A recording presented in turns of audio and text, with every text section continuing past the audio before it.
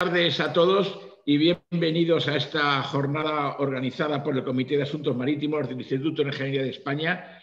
Hoy para mí la verdad es que es un día muy especial, entre otras partes, en fin, digamos que es porque me gusta mucho el tema de los asuntos marítimos, como Pepe sabe bien, pero es que además porque el ponente, uno de los ponentes es José Manuel Gállego Estevez, director del Laboratorio Central de Estructuras y Materiales del CEDES, de donde he dejado de ser el director, digamos, obligado por la edad, nunca mejor dicho, hace 2 meses. Con lo cual, pues yo estoy muy contento de que José Manuel hable en esta jornada de los materiales, porque la verdad es que hemos tenido alguna actuación en la cual se ha visto la durabilidad del hormigón y la corrosión, como ha sido en el dique exento del puerto de Algeciras, que fue un trabajo que se realizó en el CEDES cuando yo estaba y José Manuel Gállego lo dirigió.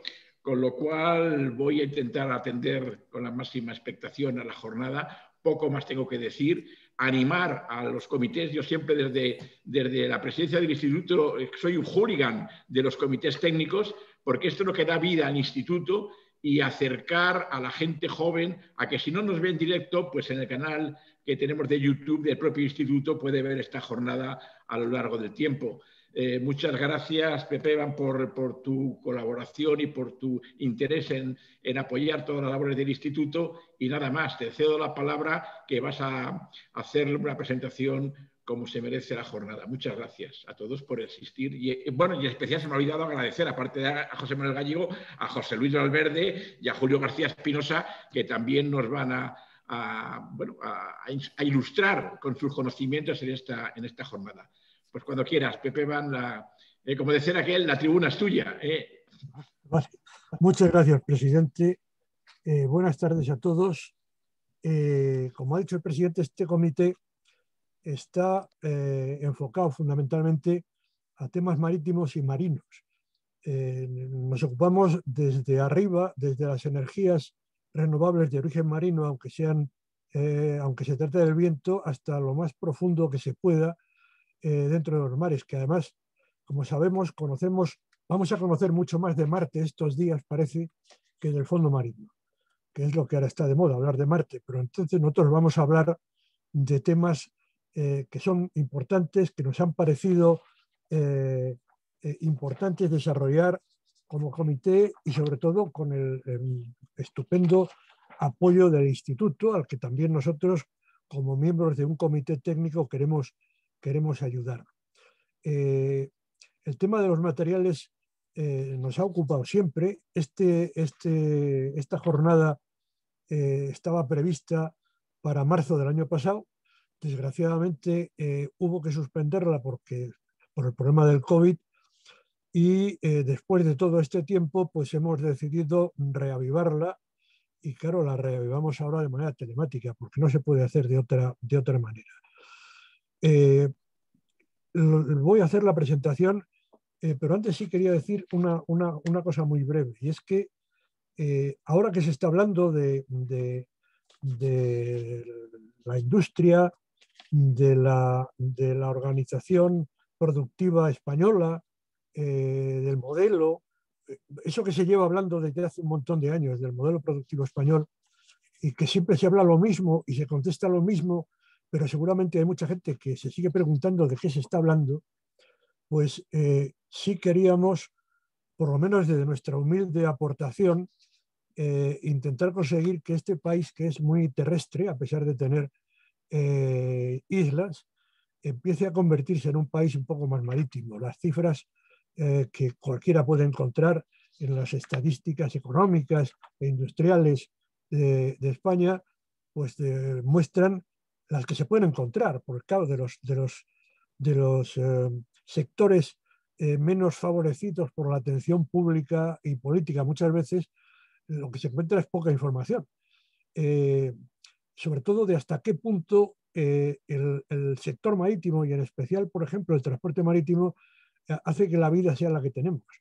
Parece que hay mucha gente que eso no lo realiza, no sabe que cuando enciende la luz en un conmutador y tiene luz, en gran parte eso se produce porque hay algunos barcos que están transportando de alguna manera productos energéticos o algunos instrumentos o instalaciones offshore que están produciendo energía. Igual cuando uno come o cuando uno coge el coche o cuando uno compra pescado, no está interiorizando que eso seguramente ha sido pescado en la mar, otros se han pescado en acuicultura, que también es un tema que nos afecta, que cuando en un sitio donde no hay trigo se come pan, es porque hay barcos graneleros que transportan trigo de otros sitios, y para resumir que el 90% del comercio internacional, del comercio global, se realiza por vía marítima. Con estas palabras solo quería dar pues que España deje de ponerse de perfil, que es lo que hace casi de tiempos de Carlos III, y se ponga de frente en un tema que nos afecta a todos y en el que todavía podemos hacer a lo mejor muchas cosas. Bueno, dicho esto, pues os voy a presentar a los ponentes que nos van a hablar fundamentalmente de materiales avanzados en todo el sector marítimo. En primer lugar, va a intervenir José Manuel Gallego Esteve, que es director del Laboratorio Central de Estructuras y Materiales del CEDEX, y con una ponencia que se titula Materiales avanzados en la ingeniería civil marítima. Un momento, que ahora os voy a dar a conocer la trayectoria profesional de...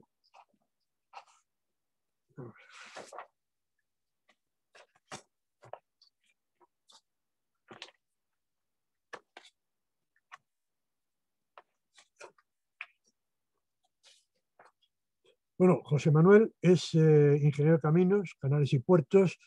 Es desde el año 2013 director del Laboratorio Central de Estructuras y Materiales del CEDEX, que es el Centro de Estudios, Experimentación y Obras Públicas. Es vicepresidente de la Asociación Internacional de Estructuras Laminares y Espaciales, vocal de las Comisiones Internacionales Permanentes del Hormigón y de las Estructuras de Acero, ponente de los materiales del futuro código estructural que reglamentariamente las estructuras de hormigón y de acero y mixtas de hormigón y acero. Inició su trayectoria. Me vais a perdonar si tengo un lenguaje un poco estropajoso, pero es que estoy en plena faena del sector dentista y de implantación, y eso a veces me dificulta el habla, por lo tanto pido perdón anticipado. Inició José Manuel su trayectoria profesional en el Laboratorio Central de Estructuras y Materiales en 1976, realizando investigaciones sobre fatiga y corrosión bajo tensión de aceros pretensados y durabilidad y permeabilidad de hormigones. En el CEDEX fue nombrado en 1986 director de dicho laboratorio central y sucesivamente director del Centro de Estudios de Carreteras y del Centro de Estudios de Técnicas Aplicadas, labores que compaginó con la de profesor de Fundamentos Matemáticos y de Cálculo de Estructuras en la Escuela Técnica Superior de Ingenieros de Caminos en la Universidad Politécnica de Madrid. Ha sido miembro del Comité Ejecutivo del Foro de Laboratorios Europeos de Investigación de Carreteras y miembro del Buró y presidente del Comité Asesor de Gestión de la Unión Internacional de Laboratorios y Expertos en Materiales de Construcción y Estructuras. Ha sido subdirector general adjunto de I+D+I del Ministerio de Fomento, responsable de la planificación y gestión de I+D+I en dicho ministerio, donde también ha desempeñado la gestión de la rehabilitación del patrimonio histórico mediante los fondos del 1% cultural. Y antes de dar la palabra a José Manuel, comentar a todos los que están conectados que las preguntas que quieran hacer las harán a través del chat y se contestarán todas las que se pueda al final de todas las exposiciones.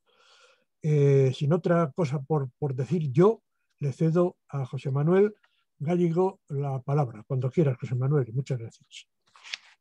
Muy bien, pues muchas gracias, José Esteban. Bueno, en primer lugar, muchas gracias al Instituto por invitarme a participar en esta jornada y al presidente y a y a José Esteban también por su amable presentación. Bueno, como aparece en la transparencia, mi intervención lleva por título Los materiales avanzados en la ingeniería civil marítima. Y como se ha dicho en mi presentación, soy director en una segunda etapa del Laboratorio Central de Estructuras y Materiales del CEDES. Bueno, espero que se me oiga bien. En cualquier caso, para aquellos que no conozcan el CEDES, diré previamente que el CEDES es un organismo autónomo del Ministerio de Transportes, Movilidad y Agenda Urbana, es decir, es un organismo de la Administración Central del Estado, pero, como veremos a continuación, con una doble dependencia funcional, por un lado de este Ministerio de Transporte y por otro del Ministerio de Transición Ecológica y el Reto Demográfico. Una de las características fundamentales del CEDES son las grandes infraestructuras para la experimentación en ingeniería civil que todo país avanzado necesita tener. Esta fotografía de la izquierda muestra, por ejemplo, la pista de ensayos de firmes de carretera a escala real. La de la derecha es otra instalación importante, es el simulador de maniobrabilidad de buques del Centro de Estudio de Puertos y Costas. Y en esta diapositiva aparecen los 8 centros que conforman al CEDES, que, como podemos ver, incluye todos aquellos temas que tienen que ver con los transportes, carreteras, ferrocarriles, estructuras materiales, geotecnia, pero también temas que tienen que ver con la transición ecológica y el reto demográfico, como son los temas de Centro de Estudios Hidrográficos, puertos y costas, aunque puertos depende del Ministerio de Transportes, temas ambientales y también un Centro de Estudios Históricos de Obras Públicas y urbanismo. Para finalizar esta muy breve presentación, el CEDES está formado por 420 personas, de ellos algo más de la mitad titulados. Característica importante es la multidisciplinaridad, es decir, tenemos ingenieros de caminos desde luego, pero también ingenieros navales, ingenieros industriales, químicos, físicos, geólogos, arquitectos, licenciados en ciencias ambientales, en fin, una gran diversidad de titulaciones, y el CEDES cubre todos los aspectos de la tecnología, de la ingeniería civil y el medio ambiente asociado, desde la investigación y el desarrollo, la resolución de problemas mediante asistencia técnica de alto nivel, la reglamentación en su campo, la formación y la documentación. Esta fotografía de la izquierda muestra el cajón de ensayos de infraestructura ferroviaria del CEDES, que es la mejor instalación para el estudio de infraestructura de alta velocidad existente en el mundo, y la de la derecha corresponde, por ejemplo, a uno de los ensayos en modelo reducido del Centro de Estudios Hidrográficos a una presa. Bueno, ¿y qué hace el laboratorio central que dirijo yo? Pues, como su propio nombre indica, estudiamos, investigamos, prestamos asistencia técnica, estudiamos las estructuras de todo tipo, edificios, puentes, diques portuarios, presas, etcétera, y los materiales estructurales que las conforman, que en ingeniería civil son fundamentalmente los hormigones y los aceros, y dentro de los hormigones sus componentes, los cementos, los áridos, etcétera, y también los materiales orgánicos. Estas fotografías ilustran algunas de nuestras actividades recientes del laboratorio central, que muestran la diversidad de nuestros cometidos. A la izquierda tenemos un estudio realizado hace muy poquitos años, hace 3 años, de la estabilidad de la arcada principal del Palacio del Duque del Infantado en Guadalajara. La del centro es uno de los trabajos sobre muelles y diques portuarios que realizamos para puertos del Estado y distintos puertos. Tenemos aquí la fotografía de la pasarela autoportante de inspección de puentes en uno de los puentes de la Dirección General de Carreteras, y la fotografía de abajo corresponde al simulador sísmico, que es una gran instalación de 6 grados de libertad y 3 por 3 metros, donde se realizan, por un lado, ensayos sísmicos y, por otro lado, ensayos dinámicos, como es el que muestra la fotografía. Lo que se está ensayando, esta fotografía corresponde, es algo más antigua, es del orden de 12 años, corresponde al estudio dinámico del radar, de la antena de radar del portaaviones Juan Carlos I. Yo creo que estas fotografías dan muestra de la variedad de nuestros trabajos. Y si ahora ya entramos en el tema de la presentación, que se refiere a los materiales avanzados utilizados en la ingeniería civil, como decía antes, los materiales que utilizamos en ingeniería civil son fundamentalmente el hormigón y el acero. El hormigón en masa, armado y pretensado de resistencia normal de alta resistencia, aceros de armar, de pretensado estructurales y también otros materiales. Los problemas fundamentales a los que tenemos que enfrentarnos en el caso del hormigón proceden, por un lado, de la fisuración, porque la fisuración es el camino de entrada de cualquier agente agresivo al seno del hormigón y al acero para corroerlo. La resistencia al impacto, que en principio es un elemento que también en determinadas circunstancias es una debilidad, y la durabilidad. Y en el acero, el problema fundamental en España y fuera de España es la corrosión. Esta fotografía de la derecha corresponde precisamente a uno de los diques portuarios que hemos estado y seguimos estudiando en el laboratorio central, y donde, como puede verse, en una estructura que tiene un número de años reducido, estamos hablando de menos de 10 años, y aparecen problemas de corrosión importante, han hecho saltar el recubrimiento de hormigón que protege al acero, y son visibles perfectamente las armaduras. Es decir, en este momento el acero está en una situación verdaderamente complicada. Y esto está pasando en este momento en determinado número de diques en España. ¿De qué voy a hablar entonces en cuanto a materiales avanzados? Pues en primer lugar de hormigones especiales, es decir, hormigones que se salen de lo convencional. Hablaré de los hormigones con fibras, de los hormigones ultra resistentes y de los autorreparables. Hay toda una familia distinta de hormigones, pero me voy a centrar en ellos. Hablaré también de materiales alternativos al acero convencional. No voy a hablar sobre los aceros protegidos con epoxi, galvanizados o inoxidables, porque entiendo que más o menos en otras técnicas todo el mundo lo conoce suficientemente. Se están utilizando también, aunque evidentemente con menos profusión en la ingeniería civil.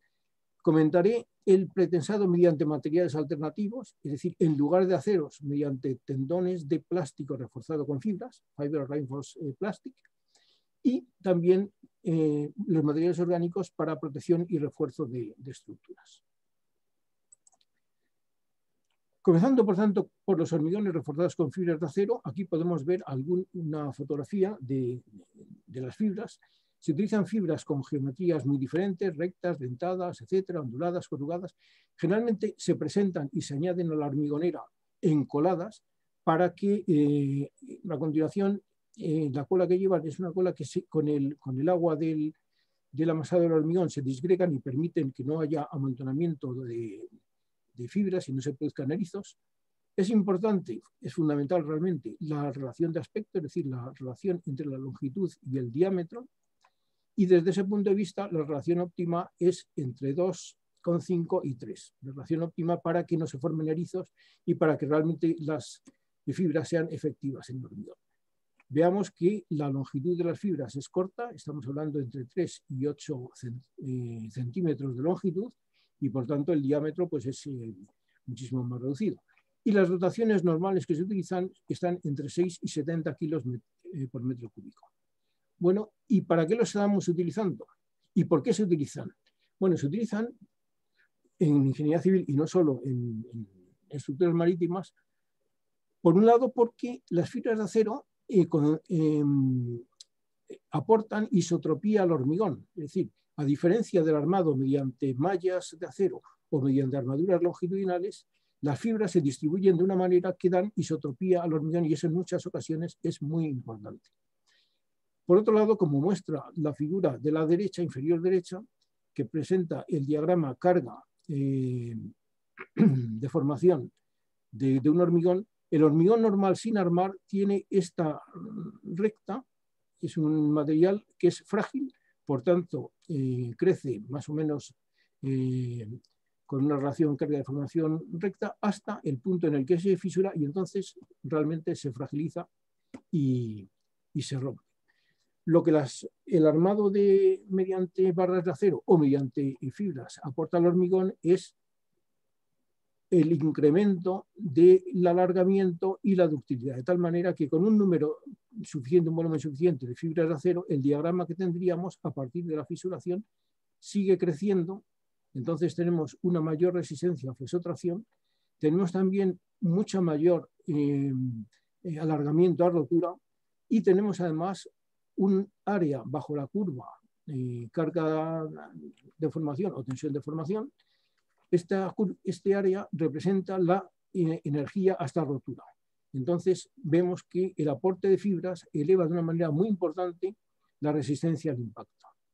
Y por otro lado, como se trata de fibras de diámetro muy pequeño, lo que se produce es que el efecto de la corrosión, de la fibra, es que se produce una corrosión, y esta corrosión, como se produce una corrosión de diámetro muy pequeño, pues se produce una corrosión de diámetro muy pequeño. Y por otro lado, como se trata de fibras de diámetro muy pequeño, lo que se produce es que el efecto de la corrosión no genera, como en el caso de barras de acero, unas tensiones importantes que, como hemos visto en la fotografía del dique anterior, rompen el recubrimiento y aceleran la corrosión.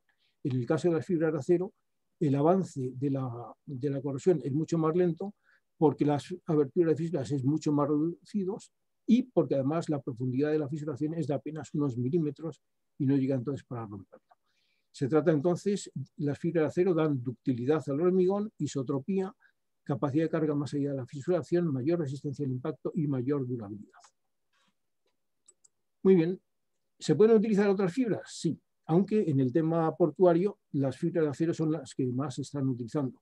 Pero podemos ver en esta transparencia que se pueden utilizar fibras de vidrio resistente a los álcalis del cemento, fibras poliméricas, fibras de celulosa, y que para distintas utilizaciones, por ejemplo, para utilizaciones arquitectónicas, pues utilizaciones de fibras de vidrio resistentes a los álcalis son mucho más frecuentes.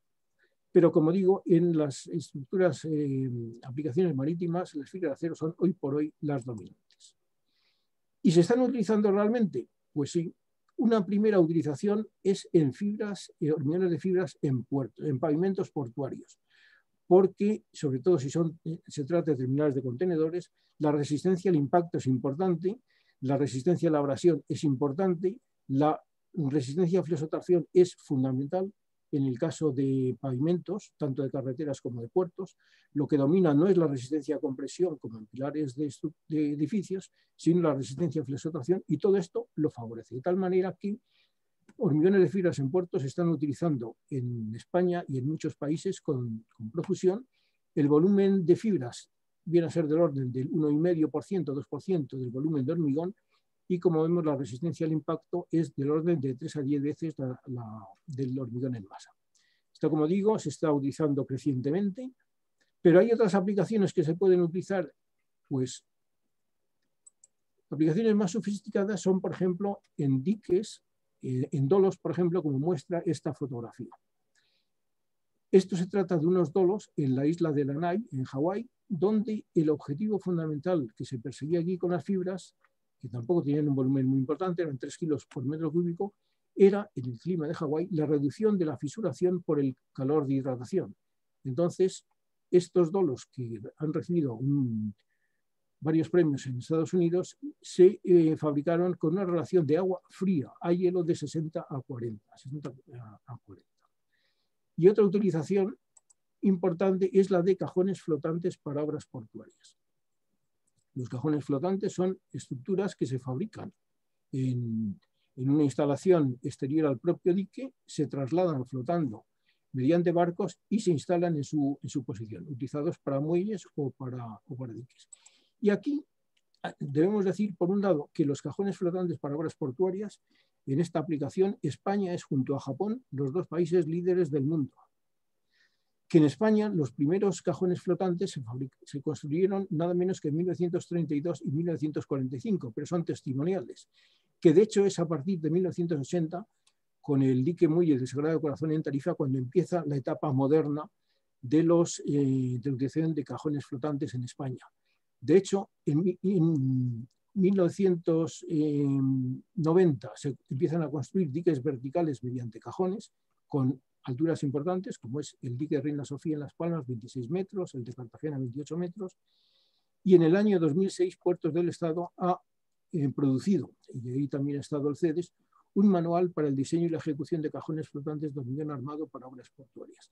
Hay que decir que algunos de estos diques, por ejemplo, el dique de Reina Sofía en Las Palmas, tienen en este momento problemas, porque fueron las primera generación de diques verticales mediante cajones, y de hecho el laboratorio central hemos ido ya en diciembre y volveremos a ir ahora a comienzos de marzo a inspeccionar el dique de Reina Sofía, porque bueno, queremos analizar con detenimiento las condiciones en las que está y mejorar su durabilidad. Los cajones flotantes, como aparece en esta transparencia, consisten en grandes estructuras con una serie de celdas que pueden ser cuadradas, rectangulares, circulares, que, digamos, suponen una gran economía y una gran ventaja técnica y sobre todo de construcción respecto a los diques, digamos, convencionales de hormigón armado. Y en esta transparencia se puede ver, por ejemplo, la sección transversal del dique sur del puerto de Cartagena, donde los cajones, como se puede ver, tienen dimensiones de 43 por 24 por 29 metros.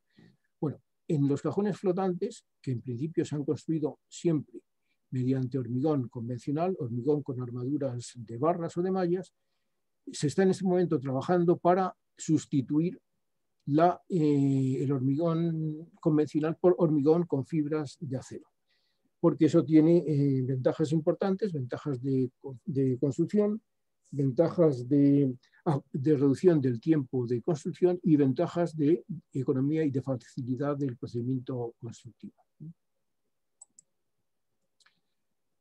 Los cajones flotantes tienen requisitos muy importantes. Esta fotografía de la derecha muestra técnicos del laboratorio central precisamente en el dique, en el lado del mar del dique este me parece que corresponde al dique de Botafoc en Ibiza, que es otro de los diques que tiene problemas, y esta fotografía a uno de los ensayos que se realizan con los hormigones, que es el ensayo de penetración del agua de mar en el hormigón.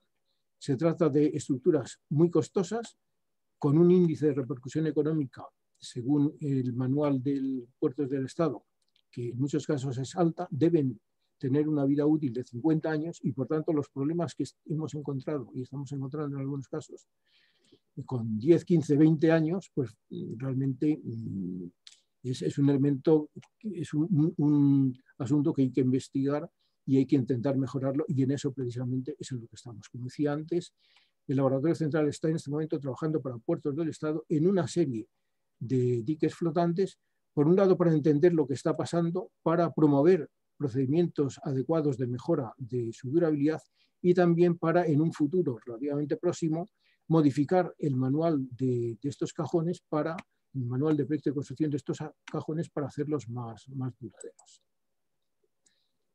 Un segundo aspecto de los hormigones que quiero mencionar es el de los hormigones ultra resistentes. Podemos ver en esta transparencia que mientras en 1990 la resistencia normal en edificación en España era de tan solo 17,5 newtons milímetro cuadrado y en puentes más o menos el doble, en 1998 se promulgó que la resistencia mínima fuera de 25. En edificación, la resistencia media en puentes venía a ser del orden de 30 a 45, pero además apareció en aquel año un anejo de recomendaciones para hormigones de alta resistencia. Estamos hablando de resistencias entre 50 y 100 newtons por milímetro cuadrado. Comparemos con las resistencias de 8 años antes. En la instrucción de hormigón estructural de 2008, eso ya ha pasado al articulado y los hormigones de alta resistencia se están utilizando en aplicaciones concretas, pero con una cierta profusión en España. Pero ahora tenemos por delante hormigones todavía más resistentes por encima de los 100 newtons por milímetro cuadrado de resistencia. Respecto a la alta resistencia, que partió, digamos, la primera monografía que se publicó en España es esta, que publiqué con Pilar Alaejos, que luego hizo la tesis doctoral sobre la alta resistencia, y ese es realmente el comienzo del hormigón de alta resistencia en España. Recuerdo en tiempos en que el director general de CEDES era Felipe Martínez, fabricamos probetas con, en el año 1992, de 100 newtons milímetro cuadrado de resistencia. Son hormigones que tienen que tener un árido, es decir, una grava de tamaño muy reducido, menor de 2 centímetros. Se utilizan superplastificantes para reducir la cantidad del agua del hormigón y hacerlo más compacto. Se utilizan normalmente microsílice, que es un subproducto de la fabricación del ferrosilicio, que tiene un coeficiente de eficacia en términos mecánicos varias veces la del clínker de cemento y con una baja relación agua-cemento, menor que 0,40. Y con estas características se han construido pues, toda una serie de puentes y otras estructuras de las que muestro estas dos por el motivo que contaré ahora. En el caso del puente de Rasundet, en Noruega, que es de finales de los años 90, porque aquí en el tramo central se ha utilizado un hormigón ligero, con menos peso para reducir la carga, de 60 newtons milímetro cuadrado de resistencia, mientras que en los vanos laterales se utilizó hormigón de densidad normal de 65 newtons milímetro cuadrado. Es decir, que se pueden combinar incluso varios tipos de hormigones para mejorar, reducir las cargas y mejorar las capacidades. En el caso del puente del Gran Bell, entre Dinamarca y Suecia, con una longitud entre pilas de 1.624 metros, es uno, me parece que es en este momento el tercer puente de vano más largo del mundo. El puente se construyó en hormigón de alta resistencia porque se quería que el puente tuviera 100 años de vida útil, y eso conducía a una compacidad tan alta que al final se traducía en una resistencia, pues, alta resistencia. Bueno, como digo, en España se está utilizando el hormigón de alta resistencia en edificios, en puentes también, en puentes además emblemáticos, pero estamos ahora mismo ante los hormigones de resistencias todavía más altas, que son los llamados hormigones ultra resistentes, aunque normalmente es más frecuente llamarlos de prestaciones ultra elevadas, ultra high performance concrete, porque el objetivo es ya no solo la resistencia, sino el conjunto de cualidades, resistencia, durabilidad, que hacen que el hormigón tenga, digamos, unas prestaciones realmente muy superiores. ¿Cómo se consigue esto? Pues más de lo mismo de lo que ha conducido a los hormigones de alta resistencia. Se trata de prácticamente producir una eliminación sistemática de poros y microfisuras. El hormigón ultrarresistente es tan compacto que es prácticamente imposible que cualquier agente agresivo llegue al interior del hormigón, corroa el acero o produzca un daño, pues, por ejemplo, por el ataque de sulfatos o el ataque de la hilada al hormigón. Por tanto, su durabilidad aumenta de una manera muy elevada junto con la resistencia y la compacidad. Se utilizan, pero en mayores proporciones, superplastificantes, microsílice. Se utilizan también fibras de acero, porque si no, no se puede conseguir la resistencia superior a 100 nitros por metro cuadrado. Y en algunos casos se puede precisar curado mediante tratamiento térmico. Bueno, ¿y estos hormigones se están utilizando realmente? Bueno, pues aquí podemos ver algunas de las utilizaciones que ya son una realidad. A la izquierda, la pasarela de la paz o pasarela de Seonju en Corea del Sur, que tiene una longitud entre pilas de 120 metros, es peatonal, es decir, no tiene cargas de tráfico, pero con un hormigón de nada menos que 203 newtons por milímetro cuadrado. Desde el punto de vista práctico, me es más interesante comentar esta segunda, que es la pista del aeropuerto de Haneda, el aeropuerto nuevo de Tokio, porque toda esta pista está construida con hormigón de ultra resistente. ¿Y por qué? Pues porque se quería un hormigón muy resistente en una estructura que está apoyada sobre, son losas de 7,8 por 3,6 metros, de un canto de tan solo 13 centímetros y medio, que descansan sobre vigas de acero inoxidable que a su vez transmiten las cargas mediante pilares al fondo del mar. Entonces, en estas condiciones, el impacto de los aviones, los problemas de durabilidad y la resistencia mecánica condujeron a la utilización de hormigones de alta resistencia, y esta es realmente un empleo verdaderamente emblemático. En España hemos tenido solamente una experiencia, es una experiencia de una pasarela peatonal en Alicante, con una luz de 43 metros y una resistencia del hormigón de 135 newtons por milímetro cuadrado. Pero sin duda, esta experiencia, que es muy reciente, irá seguida por otras. Es decir, el hormigón ultra resistencia es el siguiente paso de los hormigones y también en España. Y el último punto que quiero comentar de los hormigones es los hormigones autorreparables.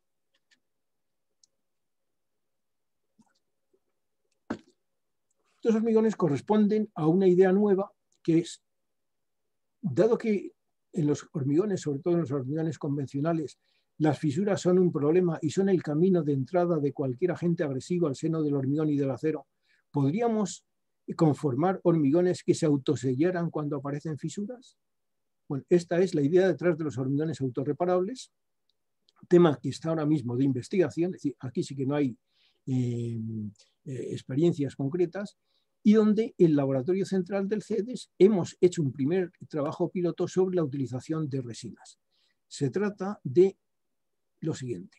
Por un lado, un primer componente de las resinas, encapsularlo en minicomprimidos, como se hacen en los comprimidos de la industria farmacéutica. De hecho, el trabajo lo realizamos en colaboración con la Facultad de Farmacia de Valladolid y queda esos comprimidos dentro del hormigón cuando se fabrica. Y hay un segundo componente que se pone en la masa del hormigón fuera de los minicomprimidos. Cuando más adelante, a lo largo de la vida de la estructura, el hormigón se fisura, se rompen los minicomprimidos, se libera el primer componente, reacciona con el segundo y se sellan las fisuras. Nuestro trabajo muestra que efectivamente esto es posible, pero como digo, es un trabajo estudio piloto y hay mucho trabajo por delante para llegar hasta resultados, digamos, que sean utilizables en la práctica. Hay otras formas de buscar estos hormigones autorreparables y una de ellas es mediante la utilización de bacterias. Pongo aquí los datos de una investigación que me ha llegado muy recientemente, en la que se han utilizado bacterias de Bacillus cogni por la Universidad Federal del Extremo Oriente, radicada en Vladivostok, la segunda universidad en importancia de Rusia, y donde estas bacterias se dispersan en el seno del hormigón y, dice la investigación, que está también a nivel de estudio inicial, quedan durmientes en hormigón hasta 200 años. Pensemos que las estructuras de puentes o cualquier tipo de estructura de hormigón, en principio 100 años es la duración mayor que se les está pretendiendo. ¿Qué ocurre cuando el hormigón se fisura? Cuando el hormigón se fisura, el hormigón en la zona fisurada entra en contacto con la humedad y el oxígeno que activan esas bacterias. Las bacterias liberan carbonato cálcico, son bacterias que han sido cultivadas en agar mediante determinados procedimientos, pero liberan carbonato cálcico que sella fisuras de hasta 0,6 milímetros en 28 días, se sella la fisura, quedan las bacterias otra vez durmientes y hasta la siguiente. Con cualquiera de estos dos procedimientos, fisuras del orden de los 0,2-0,3 milímetros, y ellos dicen que hasta 0,6 milímetros, se pueden sellar y este es uno de los futuros de los hormigones. Bueno, ahora mencionaré el tema de las alternativas al acero de pretensado y, como dije al principio, solamente iba a mencionar los tendones de plástico reforzado con fibras de carbono. También por el mismo objetivo, si eliminamos el acero y lo sustituimos por materiales que no son metálicos, el problema de la corrosión, que es el mayor problema de las estructuras metálicas y del acero en la ingeniería civil, desaparece. ¿Con qué materiales se pueden, y de hecho aquí sí hay experiencias, aunque se sigue investigando, se utilizan fibras de carbono, fibras de vidrio o fibras de aramida con una matriz de resina epoxi? Aquí aparecen algunos de los elementos que se pueden utilizar. Se consiguen así tendones que son muchísimo más ligeros, eso favorece naturalmente la puesta en obra y el transporte frente al acero, del orden de la cuarta o quinta parte, absoluta inmunidad a la corrosión y a la corrosión por cloruros, que es lo que tenemos en las estructuras marítimas, muy baja conductividad térmica o eléctrica, donde esto es importante, pero mantienen la adherencia al hormigón y con una relajación, si hablamos de acero pretensado, semejante a los aceros de baja relajación. ¿Se está utilizando? Pues vemos aquí algunas de las utilizaciones de estos tendones de plástico reforzado con fibras. Por ejemplo, para pretensado exterior en ambientes agresivos. Esto es un puente en Estados Unidos donde los elementos de pretensado exterior, no protegidos en absoluto por ningún tipo de hormigón, se fabricaron en plástico reforzado con fibra de vidrio y, como digo, se acabó el problema de la fisuración. Hay toda una serie de otros países. Este es un puente en China que también pues, se utiliza de la misma manera. Pero de todas maneras, aparte de esta utilización, una utilización que probablemente es, bueno, con seguridad, es menos llamativa, pero que se está produciendo todos los días, es la utilización de productos laminados o, digamos, con distintas formas de plástico reforzado con fibras, de vidrio, de plástico, de materiales plásticos, de aramida, etcétera, para protección, reparación y refuerzo del hormigón. Esta tabla que presento aquí es la tabla, está en el futuro código estructural, que es un código en el que, como se dijo en mi presentación, Yo he sido el ponente de los temas de materiales y el laboratorio central ha llevado la batuta en este tema, y dentro de los objetivos buscados aparecen una serie de procedimientos, y entre ellos, por ejemplo, entre los sistemas de refuerzos de estructuras de hormigón, y se están utilizando la utilización de polímeros reforzados con fibras en distintas formas, tejidos laminados, con fibras de distintos materiales, etc. Bueno, dado el tiempo que tengo para la presentación, pues no puedo entrar en mayor detalle. Lo último que voy a decir es mostrar estas fotografías que corresponden al proyecto Portierkov en Mónaco. Es un proyecto que en cuanto a la construcción mediante cajonero y posteriormente eliminación del agua de mar y consecución de terrenos ganados al mar, se ha construido. Ahora el proyecto urbanístico está en pleno desarrollo y aquí se utiliza hormigón con alta resistencia, con un revestimiento epoxi, y se trata de hormigones con una vida útil de 100 años y con unas dimensiones verdaderamente importantes. Es decir, que la utilización de cajones, hormigón de alta resistencia y utilización de revestimientos con materiales orgánicos, como en este caso epoxi, pueden conducir a unos resultados verdaderamente importantes. Y bueno, pues esto es todo lo que en el tiempo que yo tengo, pues quería y puedo decirles. Muchas gracias por su atención. Muchas gracias, José Manuel. Aplauso virtual, porque no se puede hacer de otra manera y creo que estará en la mente de todos. Muchas gracias. Entonces, muchas gracias. Vamos a pasar ahora a la ponencia de José Luis Valverde, que se llama Nanomateriales de carbono, aplicaciones para las industrias de la construcción. Vamos a ver, José Luis es actualmente director de I+D de la empresa PHI 4 Technology. Es catedrático de Ingeniería Química en la Universidad de Castilla-La Mancha, en excedencia. Alcanzó este puesto en el año 2003. En la empresa ha estado involucrado en la definición de nuevos procesos de producción de nanomateriales de carbono y en el desarrollo de aplicaciones basadas en la mejora de propiedades por dopado de estos nanomateriales a termoplásticos y termoestables. Ha dirigido 19 tesis doctorales y es autor de 74 capítulos de libros, 6 patentes y más de 300 artículos científicos en revistas de elevado índice de impacto, índice de hasta 43. Ha sido investigador principal de más de 60 proyectos financiados por la Unión Europea, los gobiernos nacional y regional de Castilla-La Mancha y empresas privadas. Fue coordinador del proyecto europeo NanoLeap, relacionado con la incorporación de nanomateriales en construcción y en el que participaban 18 socios de 11 países europeos. Actualmente coordina las actividades del proyecto Carbon House en PHI 4 Technology. Este proyecto está encabezado por el MIT y está participado, entre otros, por la empresa Janicki, que trabaja con la NASA en el desarrollo de composites, o la Universidad de Stanford. Ha realizado estancias en Gran Bretaña, en Estados Unidos y en Francia.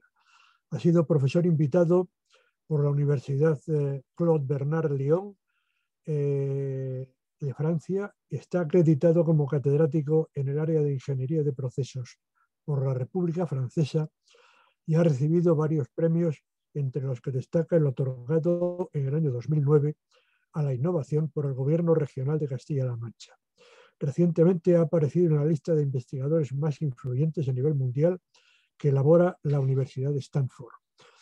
José Luis, tienes toda la pantalla para ti. Muchísimas gracias.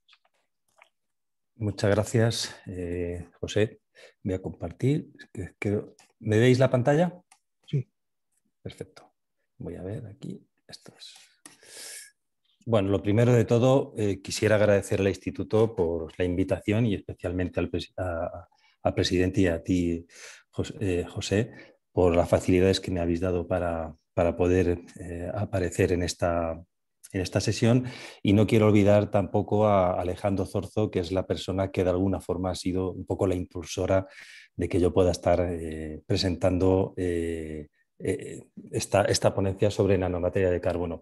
Esta ponencia va un poco en un sentido contrario a lo que ha presentado el anterior ponente, José Manuel Gallego, porque voy a centrarme más en cuestiones de tamaño más pequeño, porque al final estamos hablando de nanotecnología, y también más prospectivo, porque realmente muchas de las cosas que aquí se plantean son cosas más de futuro que una realidad en la actualidad, pero también es una ventana a lo que puede venir en los próximos años.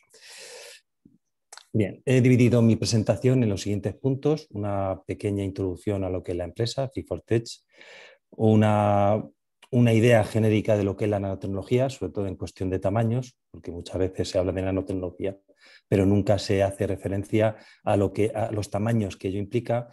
Una introducción también a lo que son los nanomateriales de carbono, esencialmente los que producimos desde la empresa. Una presentación también de lo que son los nanocomposites o nanocomposites, que son los materiales que realmente pueden incidir en el futuro con más fuerza en todo lo que pueda ser la industria naval y la construcción de estructuras, que son el motivo de los siguientes puntos. Y finalmente unas conclusiones muy rápidas sobre la presentación que he realizado. Bueno, Fit4Tech es una empresa que tiene sede en Madrid, pero su planta de producción se localiza en Noblejas, muy cerca de Ocaña, a unos 6 kilómetros, para que nos hagamos una idea de posición. El objetivo de la compañía es la producción de nanomateriales y el desarrollo de aplicaciones en asociación con compañías líderes en su sector. La planta actual tiene unos 40.000 metros cuadrados que se está llenando de poco a poco en la antigua fábrica de Alcoa, en Noblejas, pero que poco a poco se va llenando ya de elementos productivos y también digamos, de plantas también correspondientes a algunas de las filiales que, como se ve a continuación, pertenecen al grupo Fit4Tech. Fit4Tech es la filial, perdón, es la matriz, y de ella depende esencialmente 4 filiales. Una es Minecap, que se dedica esencialmente al desarrollo de baterías y supercondensadores para el almacenamiento energético. Tiene una tecnología basada en nanomateria de carbono que está muy desarrollada y además con una gran capacidad no solo de almacenaje, sino de ciclado de baterías. Medfen, que es una compañía que se dedica esencialmente a la aplicación médica de los nanomateriales de carbono, ha desarrollado el primer filamento 3D con tecnología de grafeno y nanopartícula de plata del mundo, que son unos bactericidas muy potentes, incluso unos viricidas también muy potentes, pero en principio sobre todo bactericidas. Trego, que es una compañía que recientemente ha empezado a formar parte del grupo y que se dedica al desarrollo de composites y resinas. Y también Grafestone, voy a ver si cierro esto es. Y Grafestone, que se dedica al desarrollo de pinturas ecológicas basadas en cal natural, a la que se le incorpora nanomateria de carbono y que tiene unas propiedades muy importantes, tanto en lo que se refiere a la absorción de CO2 como a propiedades de imprimación y de resistencia una vez que se ha puesto en obra. Para que se hagan una idea, actualmente es una pintura que se puede encontrar en el Leroy Merlin. Está ahora mismo en una de las zonas digamos, no sé exactamente, aquí lo he visto hacer, tengo aquí una tienda cerca y está en la zona un poco más de productos más innovadores, por decirlo de alguna forma. A continuación, vale, de acuerdo. La nanotecnología, ¿qué es la nanotecnología? Esto es importante situarlo sobre todo en cuestión de tamaño. La nanotecnología se define sin más como la manipulación de la materia con al menos una dimensión del tamaño de entre 1 a 100 nanómetros. Claro, cuando uno habla de estos tamaños, uno tiene que tener la referencia real de lo que son estos tamaños. Normalmente la forma de aproximarse, o yo por lo menos la forma de que normalmente aproximo los tamaños es algo que hacía mucho en clase, que es hacer las equivalencias que se ven en la derecha, ¿no? de la transparencia. 1 metro son 1000 milímetros, esto es fácilmente reconocible. 1 milímetro son 1000 micras. 1 micra son 1000 nanómetros y 1 nanómetro son 10 astrons. Para que se hagan una idea, 1 o 2 astrons es el tamaño normal de los átomos, no de todos los átomos, pero de los átomos más comunes o los que más están relacionados con nuestro día a día. Por tanto, nanotecnología cubre de 1 a 100 nanómetros. ¿Cómo se refleja esto en hechos reales? Bueno, pues en el diagrama de la izquierda, como se puede ver, partiendo de un milímetro, pues podríamos llegar a 100 micras, que es 0,1 milímetro, ya tendríamos aquí el pelo humano. Bajando en tamaños, pues estaríamos entre 1 y 10 micras, tamaños de bacterias y de células animales, como por ejemplo pues, las células rojas del cuerpo, y bajando hasta 100 nanómetros, que sería el límite ya, digamos, que marca la nanotecnología hacia abajo, pues nos encontramos con un famoso coronavirus. No está hecho a posta, la verdad, estaba ya la presentación antes de que se planificara la presentación de marzo del año pasado, pero curiosamente se ha quedado ahí, y también otro tipo de virus. Y bajando hacia más abajo, pues nos encontramos ya, por ejemplo, con nanotubos de carbono, si vamos más a las aplicaciones, o incluso ya pequeñas moléculas o átomos. Esta sería, digamos, un poco la relación de tamaños que nos permiten entender dónde se sitúa la nanotecnología respecto a su propia definición. Evidentemente estamos hablando de dimensiones que están muy alejadas a lo que ha comentado el anterior ponente José Manuel Gallego, donde realmente pues, serían estructuras, digamos, visibles. Estas son todas realmente invisibles al ojo humano. Los nanomateriales de carbono. ¿Qué nanomaterial de carbono encontramos? ¿Qué nanomaterial de carbono fabricamos nosotros realmente como empresa? Bueno, la mayoría de los nanomateriales de carbono que realmente tienen un interés estratégico son realmente alotropos de carbono. Por ejemplo, los dos alotropos de carbono más conocidos son el grafito y el diamante. El carbono es un elemento esencial de la vida porque conforma toda la química orgánica y toda la bioquímica, que de alguna forma pues, permite la vida en la Tierra. Y bueno, pues la importancia de todas las especies o todas las estructuras de carbono ha sido tan grande y es tan grande que prácticamente todas las estructuras han llevado a los descubridores de las mismas a tener premios importantes. Por ejemplo, el fullereno, que otorgó el Premio Nobel de Química a Croto en el año 1996. En la parte de abajo se ve, digamos, de alguna manera el color de los productos también para que nos hagamos una idea de cuáles son las características físicas de los mismos. Otro tipo de alótropos que además son muy utilizados a nivel industrial y que además van a ser objeto digamos, de parte de lo que nos queda de chapa, pues serían los nanotubos de carbono. Ahí se ven las bolas, digamos, de carbono formando un tubo de dimensiones pues, prácticamente de 10 nanómetros, perdón, 10 astron, 20 astron. Estos nanotubos, que fíjense también permitió o llevó a Kijima a ganar el Premio Príncipe de Asturias en el año 2008 y está propuesto para Premio Nobel, pueden ser solo de una sola pared o pueden ser multitubulares, que sería justamente este tipo de nanotubo, que a veces también se le llaman nanofibras, que son muy parecidas en estructura o se asemejan a la configuración de las nanofibras que vemos aquí en el centro de la pantalla. El resto de materiales, la fibra de carbono, realmente no son alótropos, pero sí lo he incluido en esta transparencia porque me interesaba que se viera un poco la evolución de los tamaños. Y luego tenemos el grafeno, que es quizás la estructura pues, que más atención ha demandado en estos últimos años. Llevó a que en el año 2010 Gami Novoselov pues, ganara el Premio Nobel de Física. El grafeno pues, no deja de ser una estructura, una combinación de átomos de carbono en estructura hexagonal que se distribuye en una lámina absolutamente plana. Los dibujos que ven aquí son cálculos cuánticos que hicimos un compañero de la Autónoma y yo hace unos años y muestran cómo es estas láminas. ¿Y por qué lo hicimos? Bueno, pues aunque parezca una cosa que está muy alejada de la realidad, en el fondo el tener este tipo de conocer bien las estructuras nos permiten a escala industrial entender mejor las compatibilidades que existen, por ejemplo, con distintos polímeros, ¿no? Por ejemplo, cuando este grafeno se le oxida, que es uno de los productos que probablemente tengan más impacto industrial que el propio grafeno, que son los óxidos de grafeno, se puede observar claramente cómo las estructuras plana cambia y no solo cambia eso, sino que para nosotros lo más importante es cómo cambia la estructura electrónica. En rojo aparece la zona rica en electrones.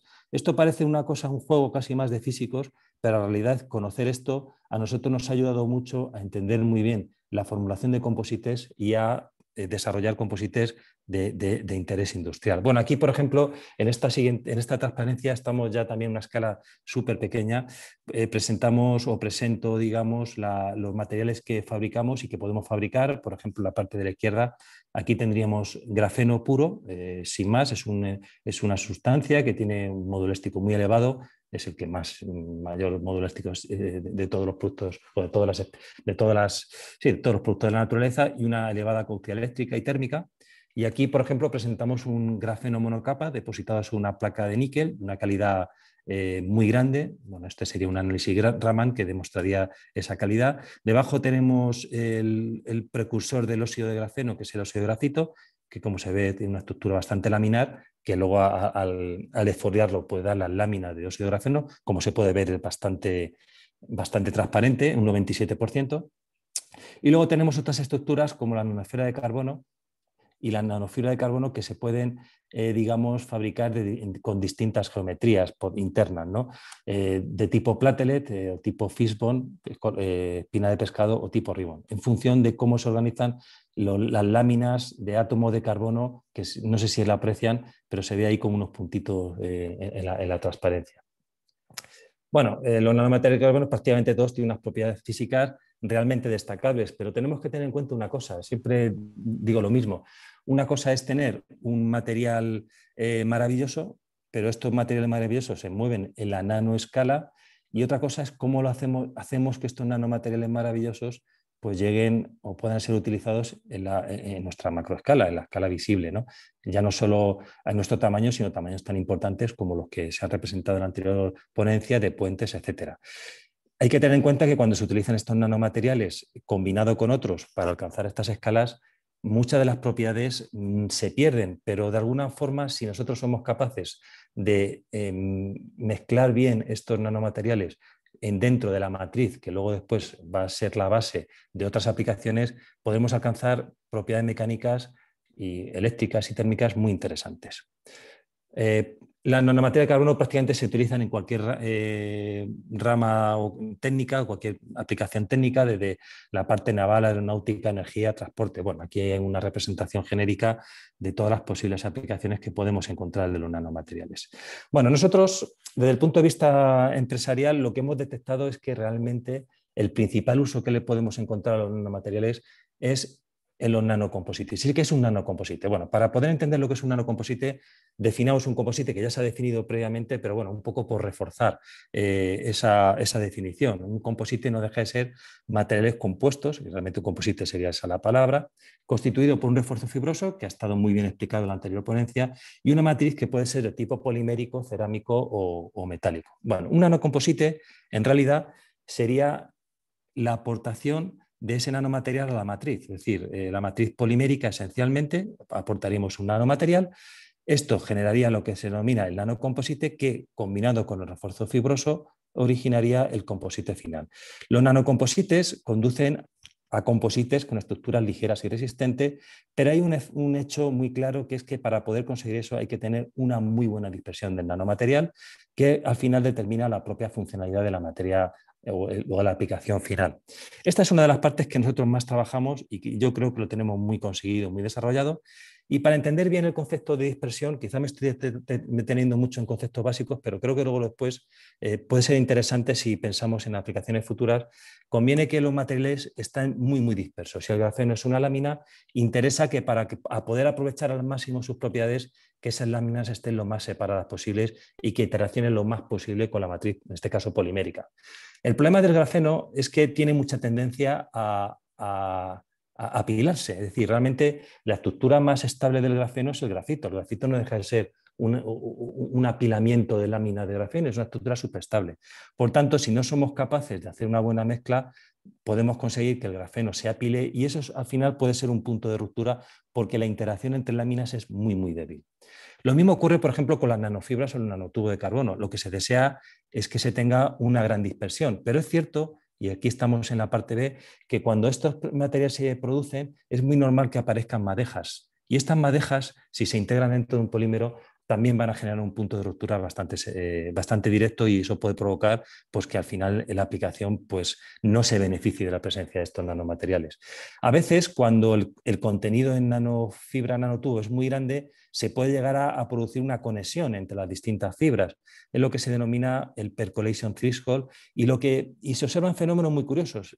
Puede ocurrir que para un contenido menor de este threshold, de este límite, el material o el composite no sea conductor eléctrico, pero una vez que empiezan a conectarse las fibras, el material sea un gran conductor, por ejemplo, de la electricidad, lo cual pues tiene también su importancia a la hora de buscar algunas aplicaciones concretas. Bueno, alguna experiencia previa que tenemos en la empresa, ya incluso previo a la universidad o de otras empresas, del uso de los nanomateriales o de los nanocomposites, pues por ejemplo las propias pinturas, las pinturas basadas en cal no deja de ser un nanocomposite, por ejemplo en el cartón también en lo que es la fabricación del mismo, o incluso también estuvimos trabajando en una aplicación que era el diseño y la construcción de un barco y muchos de los nanomateriales, por ejemplo, que aquí se desarrollaron, pues fue una combinación de experiencias previas de todos los miembros, o los más antiguos, digamos, del que formamos la empresa CIFOR. Bueno, ¿a qué podemos dedicar los nanocomposites en la industria naval? Esto es una prospección, realmente prácticamente no hay nada. Y lo único que realmente lo que quiero demostrar o quiero mostrar es que la introducción de estos nanomateriales sí que realmente pueden aportar soluciones a la industria naval y a la industria de construcción naval. Bueno, pues cuestiones que la nanotecnología, ¿qué puede aportar? Bueno, puede de ligereza estructural, estructuras adaptativas, por ejemplo, mejorar la detección y el posicionamiento, o incluso lo contrario, ocultar. Por ejemplo, pueden utilizarse pilas de combustibles solares, tema de depuración de agua. Bueno, esto es un poco el canto al sol que se suele hacer siempre cuando se plantea el uso de una tecnología nueva en un sector concreto y aparentemente tan estable, entre comillas, como pueda ser el sector naval marítimo. Bueno, la nanotecnología, ¿cómo podrá impactar o cómo impactará? Ya realmente ya hay estudios ya muy evolucionados respecto a lo que puede ser la nanotecnología, por ejemplo, aplicado a la industria naval.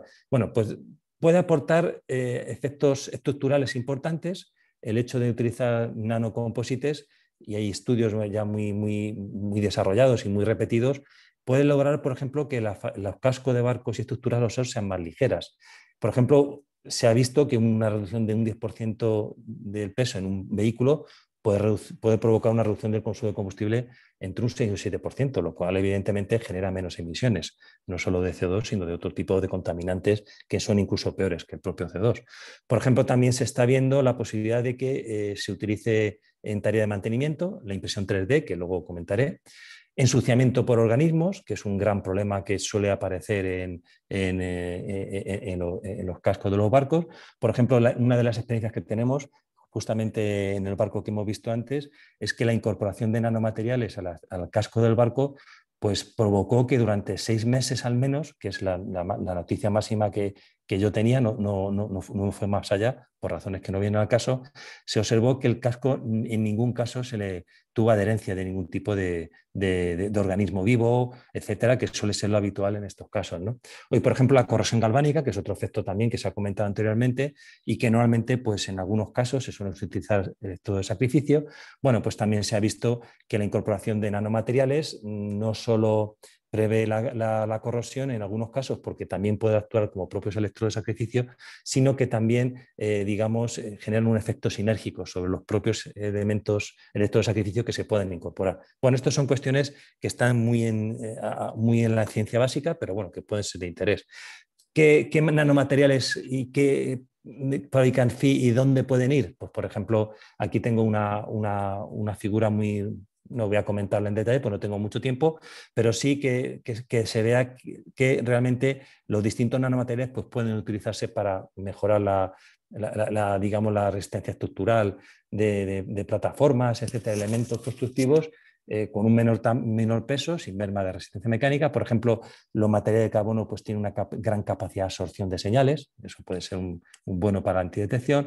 Por ejemplo, también se puede dedicar a la impresión 3D, característica anticorrosión, y luego hay otras aplicaciones que son, podríamos decir, secundarias, pero que pueden tener un gran interés, como pueden ser bactericidas y algicidas, tratamiento de aguas, por ejemplo, repelente de agua también, dependiendo de la polaridad del nanomaterial, el agua puede generarse más o menor tensión interfacial, y luego pues también se le puede utilizar para evitar las grietas, ¿no? en ciertos coatings. Bueno, respecto a la parte estructural, simplemente comentar un hecho que yo creo que puede ser muy llamativo, aparte de la reducción del peso, el hecho de que normalmente los nanocomposites, aparte de mejorar las propiedades mecánicas, por ejemplo, modo elástico, una de las cuestiones importantes es que para alcanzar valores, por ejemplo, de mejora de esta resistencia entre 30 y 50%, no se requiere una gran cantidad de nanomaterial. Normalmente nuestra experiencia es que para alcanzar, y esto sí que lo tenemos verificado, tanto con termoplásticos como termoestables, con cantidades que están entre 100 y 5.000 partes por millón, entre 0,01 y 5% en peso, se obtienen mejoras de propiedades muy interesantes. La cuestión es que, dependiendo de la matriz polimérica, a veces el contenido de nanomaterial ha de ser mayor o menor, o ha de ser uno u otro. Esto también es un poco, no existe tampoco una ciencia exacta a la hora de decir, oye, tengo una resina epoxi y lo mejor es echar esta cantidad de este nanomaterial. No, porque luego también las resinas epoxi tienen su vida. Es decir, no solo tienen el propio componente principal, sino que también tiene aditivos, etcétera, que afectan muchísimo, eso también lo tenemos detectado, afecta muchísimo a las cantidades finales que hay de aportar, incluso hasta la propia forma de mezclar y de dispersar los nanomateriales. Bueno, la impresión 3D, que es algo también que he comentado antes, bueno, las impresoras 3D pues utilizan filamentos plásticos, muchas de ellas resina epoxi. Si nosotros introducimos nanomateriales, pues podemos mejorar propiedades mecánicas, térmicas y eléctricas. La ventaja de la impresión 3D en náutica y en naval es que, bueno, pues podemos imprimir herramientas y componentes in situ sin tener que acceder a un puerto cercano para poder adquirir ese tipo de material. Ya la US Navy, la Royal Navy, incluso Navantia, también tienen ya programas para introducir esta impresión 3D dentro de sus propios barcos como modo de tener un buen mantenimiento, por lo menos optimizar el mantenimiento de los barcos, ¿no? La desventaja que tiene la impresión 3D, bueno, que yo creo que se irán superando en el futuro, es que tiene velocidades de fabricación muy lentas, ahí viene un detalle, las máquinas y materiales suelen tener un coste elevado, los acabados no son perfectos, esto es una realidad y además nos está pasando a nosotros en otro tipo de fabricación, se generan rebabas y luego también a veces para poder esto se necesitan planos digitales que a veces los suministradores pues no quieren darlos, que es otra situación. Aquí se puede ver también, por ejemplo, a la derecha, pues un barco que fabricó la Universidad de Maine y que tardó 72 horas en construir para que se haga una idea de lo que es la velocidad de impresión, ¿no?, que se tiene en este tipo de barcos, ¿no? Bueno, respecto a la corrosión, bueno, pues se han hecho muchos estudios con nanomateriales, algunos realmente mejoran, tienen un carácter anticorrosivo muy importante, como los que muestro aquí. La presencia, por ejemplo, de nanotubos, nanofibra de carbono, pues mejora la resistencia a la corrosión, también por efectos sinérgicos. Se ha visto también que, por ejemplo, el grafeno funcionalizados también permite en recubrimiento mejorar la corrosión. Yo me acuerdo que en la universidad hice un experimento, fue bastante curioso, lo comento como cosa así accesoria, que hicimos un experimento de envejecimiento controlado, digamos de agua de mar, 3,5% de cloruro sódico, metimos tornillos y metimos un gran número de distintos nanomateriales. Algunos, el envejecimiento equivalía a un año más o menos en el mar. Algunas piezas metálicas que eran todas iguales se corroyeron completamente y otras permanecieron exactamente igual que cuando entraron, y esto además lo vimos directamente en el microscopio electrónico, que es la mejor manera de ver puntos de corrosión. Y efectivamente hay nanomateriales dentro de la gama que hay, y no solo uno, sino varios, que realmente tienen una incidencia muy positiva en evitar la corrosión.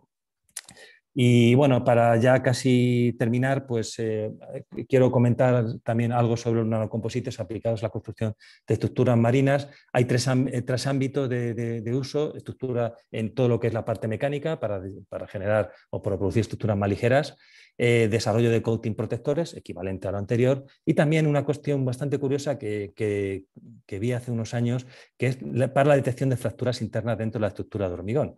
Bueno, pues por ejemplo, la adición de nanomateriales de carbono a pastas de hormigón, de cemento, etcétera, pueden llegar a mejorar hasta un 50% las propiedades mecánicas, sobre todo tanto el módulo de Young como la resistencia mecánica a la compresión.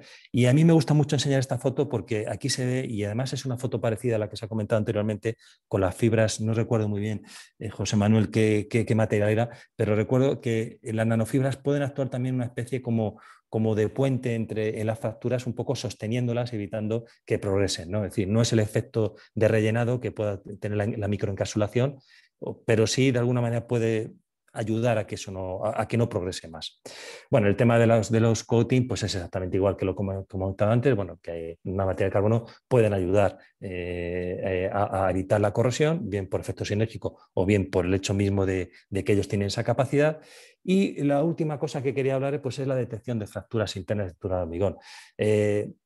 Se sabe que uno de los grandes problemas en las grandes estructuras es detectar las grietas internas, porque al final muchas veces se requieren de, si no recuerdo mal, de equipos muy caros basados en rayos X, etcétera, para poder detectarlas.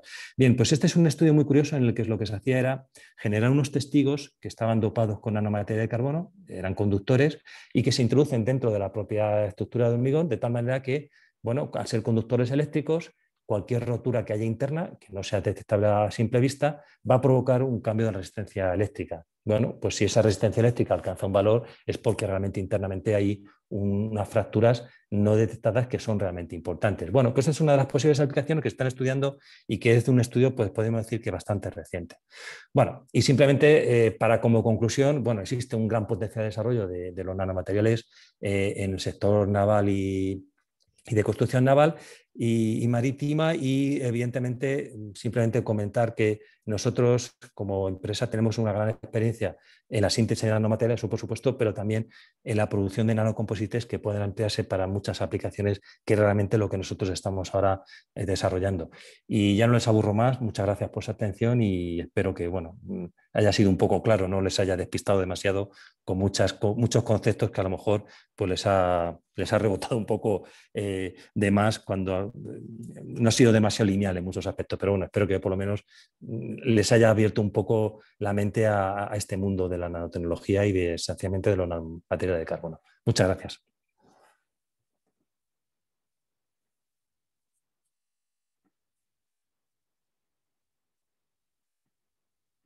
¿Qué ha pasado, Nacho? ¿Se me ha ido?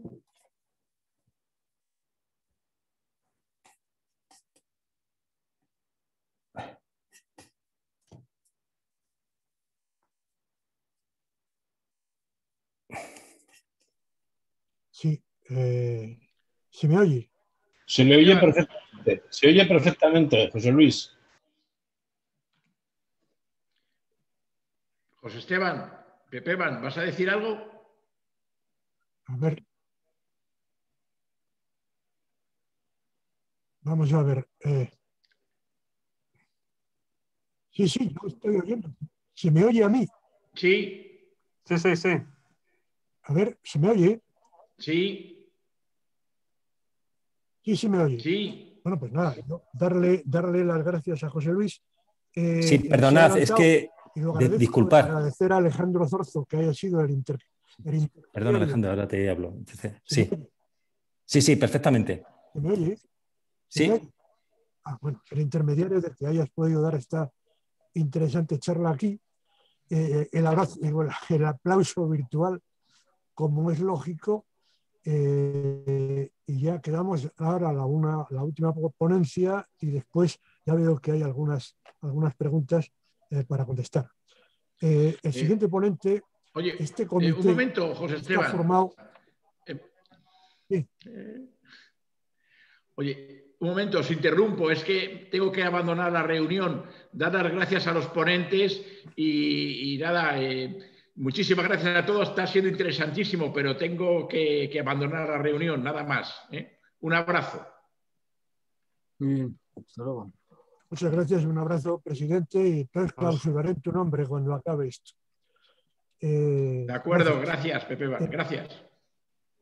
A ti. El comité está formado fundamentalmente por ingenieros navales y ingenieros de caminos. No sé si a partes iguales, pero es así. Y el último ponente que tenemos hoy reúne las dos capacidades, es decir, es ingeniero naval y es ingeniero de caminos. Entonces os presento ya a todos a Julio García Espinosa, que es ingeniero naval por la Universidad Politécnica de Madrid y doctor ingeniero de caminos, canales y puertos por la Universidad Politécnica de Cataluña. Actualmente es catedrático de construcción naval en la Universidad Politécnica de Cataluña. Tengo que decir que a partir del día 8 será catedrático de construcción naval en la Universidad Politécnica de Madrid. o sea que está ahora mismo en el puente entre Barcelona y Madrid. Desarrolla su actividad como investigador en el Centro Internacional de Métodos Numéricos en Ingeniería, donde es el responsable del departamento, no me pongo las gafas, porque si no, en el departamento de Ingeniería Naval y Offshore. Es premio de la Asociación de Ingenieros Navales y Oceánicos de España de 2010 a la entidad más destacada en la innovación en el sector naval. Es autor de más de 30 artículos publicados en revistas internacionales. Ha presentado más de 40 comunicaciones en congresos internacionales y es coautor del capítulo Ship Hydrodynamics de la enciclopedia Computational Mechanics. En sus actividades de investigación ha estado involucrado en docenas de proyectos de I+D nacionales, europeos e internacionales. Ha sido promotor y cofundador de las empresas Compass IS, especializada en el diseño y cálculo de ingeniería, y Scipedia, desarrollador de la plataforma de ciencia abierta scipedia.com. Entre otros premios ha recibido el prestigioso premio Durán Farrell de investigación tecnológica y el premio a la mejor carrera profesional para ingenieros menores de 35 años de la Asociación de Ingenieros Navales y Oceánicos de España. Julio, tienes el micrófono y la pantalla. Muchas gracias. Adelante. Muy bien, muchas gracias, Pepe Iván. Bueno, ¿podéis ver mi presentación? Espero que sí. ¿Sí? ¿Se ve? Se ve, sí. Vale, perfecto. Sí. Vale, muchas gracias, decía, y muchas gracias al Comité de Asuntos Marítimos del Instituto de Ingeniería por la oportunidad de hacer esta presentación. Voy a hacer una introducción a un proyecto FiberG que acaba de empezar y del cual pues, bueno, soy el coordinador. Realmente cuando se me hizo la invitación hace un año, pues iba a presentar otro proyecto, pero bueno, ese proyecto ya acabó, estamos ahora en otras cosas y he preferido presentar un proyecto nuevo, aunque no presentaré resultados, presentaré intenciones, aunque luego al final haré un guiño a ese otro proyecto que es realmente un antecedente de este. Bueno, pues son los números principales de este proyecto. Es un proyecto financiado por la Unión Europea, el programa H2020, con un presupuesto total de 8 millones de euros. Es un proyecto que ha empezado ahora mismo, el 1 de enero, tiene una duración de 36 meses y bueno, tiene un consorcio que está liderando CIMNE, el centro en el que trabajo, el Centro Internacional de Métodos Numéricos en Ingeniería, que es un centro de investigación público que está vinculado a la Universidad Politécnica de Cataluña y en el que participan 12 centros de investigación y empresas de toda Europa. Aquí vemos el listado de ellas que cubren pues, prácticamente la totalidad de las necesidades de este proyecto que, pues, bueno, como veremos ahora mismo, pues se dedica o tiene como intención el permitir facilitar el uso extensivo de los materiales compuestos en la construcción de plantas de energía de mareas y plataformas de eólica flotante. La motivación del proyecto, pues bien, el océano, como sabemos, es un medio muy agresivo y esto pues, afecta de manera importante a los costes de mantenimiento de todas las instalaciones offshore. Las estimaciones es que la cantidad de acero que se usa masivamente en estas estructuras implica que aproximadamente un 60% del coste total de mantenimiento de todas estas estructuras se deba a los efectos de la corrosión. Y bueno, a pesar de que pues, bueno, los materiales compuestos pues, tienen bueno, propiedades muy interesantes respecto a la inmunidad a la corrosión y una vida a fatiga muy superior al acero, pues ninguno de los conceptos que se están desarrollando como plataformas de generación eólica flotante, aquellos al menos que han alcanzado un nivel suficiente de desarrollo para estar a nivel de prototipos, pues utilizan materiales compuestos en la estructura de esas plataformas. Si miramos en el aspecto de los generadores de energía de mareas, el problema es similar, o la situación es similar, aunque evidentemente pues bueno, las palas tanto de los aerogeneradores como de las turbinas de marea, en muchos casos la mayoría de los casos son de materiales compuestos, pero el acero sigue siendo predominante en la estructura. Las razones para esto pues también son varias. Una claramente es la falta de experiencia. No hay herramientas de diseño, conocimientos de diseño suficientes, conocimientos en la parte de verificación de estas estructuras. No hay guías para trabajar con grandes estructuras de materiales compuestos oceánicas. Hay diferentes limitaciones tecnológicas que luego mencionaremos cuando plantee los objetivos de este proyecto. Y sobre todo lo que falta es la capacidad de demostrar estos materiales, de probar que el desarrollar estas plataformas en materiales compuestos pues puede producir al final un ahorro de costes. Esto es la motivación, y el proyecto pues lo que plantea es pues tratar de vencer estas limitaciones. Por un lado, seleccionar y evaluar diferentes soluciones de materiales para estas aplicaciones, para diferentes componentes y diferentes tipologías de estas tipologías de plataformas. Generar procedimientos tanto de diseño y guías de diseño y también de producción, de inspección, de monitorización estructural, y finalmente validar todas las soluciones que se plantean en el proyecto. Bueno, aquí vemos por encima el conjunto de paquetes de trabajo de este proyecto. En vez de entrar en describirlos, pues voy a fijarme en los objetivos principales que se han planteado. El primero se refiere al desarrollo de soluciones de materiales, y en este caso se hablará de soluciones multifuncionales que incluyan, por ejemplo, pues, monitorización embebida, que incluyan, por ejemplo, en el diseño la protección anti-fouling. Esto es, digamos, sería el punto de partida, el seleccionar a partir de tecnología existente, en muchos casos de aplicación en el propio sector naval para construcción de otro tipo de estructuras, en este caso barcos, pero también que se utiliza en otras ramas de la ingeniería, como la ingeniería aeronáutica o la de automoción, y recoger de esa tecnología y extraer lo que pueda ser interesante para nuestro objetivo.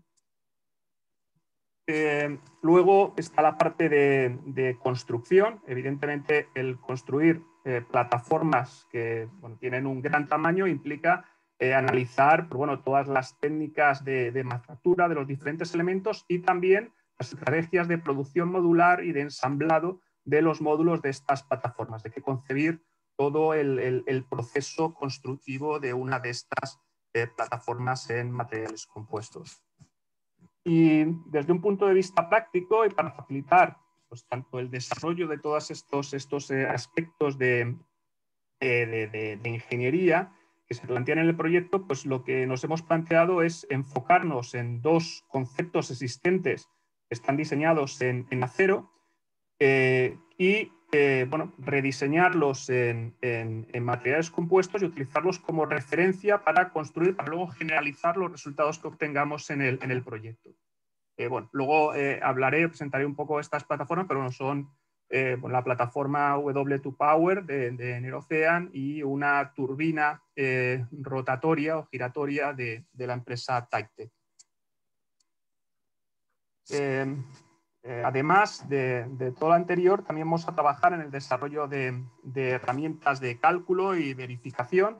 En particular, vamos a extender una herramienta y para ello pues, bueno, vamos a hacer una tarea de validación muy extensa. Es una herramienta que ya se desarrolló en un proyecto anterior y que aquí se va a extender para evaluar, para verificar la vida a fatiga. En este caso la extendemos a otros conceptos de posible degradación del material, que es uno de los aspectos clave, el poder predecir cuál es el comportamiento de este tipo de estructuras a largo plazo.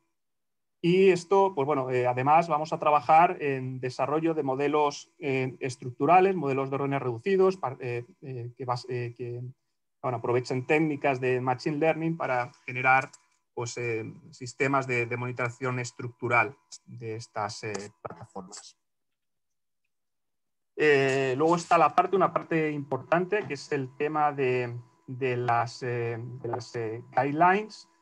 Tenemos varias sociedades de clasificación, entidades de certificación que van a colaborar en el proyecto para generar unas pautas, unas guías, tanto para diseño como para producción, de indicaciones de criterios de diseño estandarizados que servirán como referencia para habilitar finalmente la aplicación de este tipo de materiales en la ingeniería offshore. Finalmente, como ya he dicho, una parte importante está en la demostración, en la validación y demostración de todas estas tecnologías. Luego hablaré de esta parte, pero bueno, hay una gran parte del esfuerzo que tenemos en el proyecto que está dedicado a la parte de demostración, incluyendo la construcción de un módulo de una de las plataformas a escala real.